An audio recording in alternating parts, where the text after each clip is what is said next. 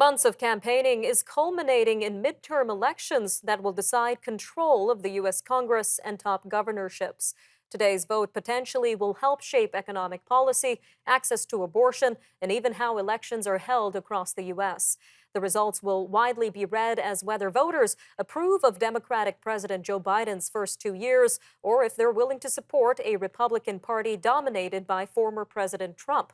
Republican control of the House is widely seen as a foregone conclusion, but polls suggest that the fight for control of the Senate is down to the wire. Joining us now to discuss the U.S. midterm elections and how they may impact Canada is Richard Shimooka, Senior Fellow with the Macdonald-Laurier Institute. Mr. Shimooka, welcome back to Forum Daily. Thanks for having me. Now, we know the U.S. midterms are often watched as a precursor to the presidential election, which is set for November 5th, 2024. So how would today's outcome give us an idea into what next year's election may look like?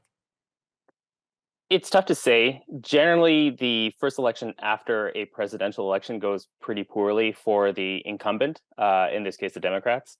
So we're going to see significant sort of crawlback of the Democratic vote, and the Republicans will increase their vote totals. It will be interesting to see how it kind of goes forward, especially with some hints that Trump is going to announce his potential reelection bid in the coming days here. So taking stock from this current situation and how it's going to go forward is there isn't that much. It's kind of a bit of a foregone conclusion. A lot of these races. Now, if we look at polling, it's suggesting that the Republicans will likely gain control of the House of Representatives. But we mentioned control of the Senate is a toss-up. So can you go over these polling results with our viewers? Absolutely. So because there's only a certain amount of seats that are up for grabs in the Senate, because the senators all are 6-year terms, there's only a small number that are actually really competitive, and there are three in particular in Arizona, in Pennsylvania, and Georgia they're really highly competitive that may shift the balance towards the Republicans, in which is right now a 50-50 divided Senate. And how do you expect the midterms to affect the Biden administration, especially when it comes to legislative efforts and his 2024 campaign? It's certainly going to get tougher. If you look at a lot of his major accomplishments in the past 2 months here, like on climate change, on fighting inflation, passing those large sort of bills are going to be much more difficult if both houses of the Congress are basically fighting against him, or are being held by Republicans who are seemingly pretty anti-ethical towards a lot of the major spending programs that Biden has been supporting thus far.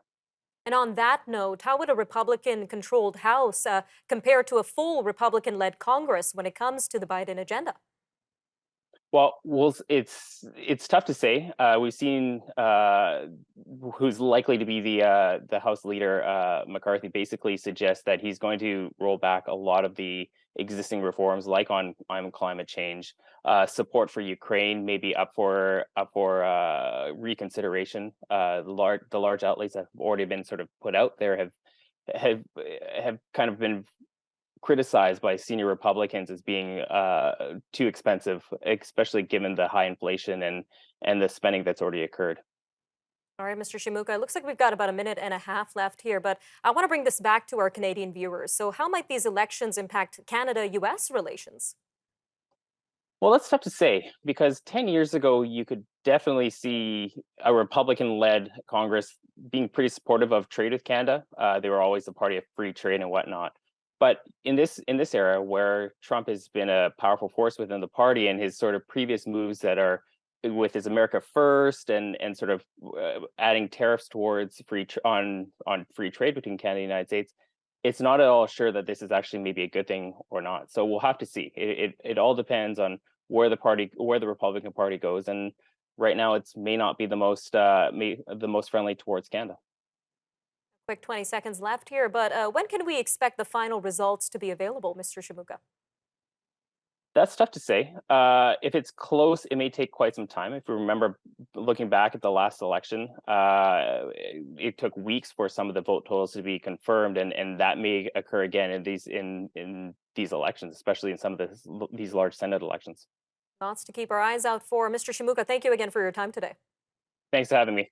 Stay with us. We'll be right back. And after the break, we're going to be taking a look at the lead up to Remembrance Day with the Royal Canadian Legion. We'll be talking about this year's Silver Cross Mother and what that means. That, and of course, a look at the Royal Canadian Legion's National Poppy campaign ahead of the November 11th Remembrance Day date. Then we'll take a look at the major headlines and news stories from around the world. So stay tuned. Forum Daily, we'll be right back.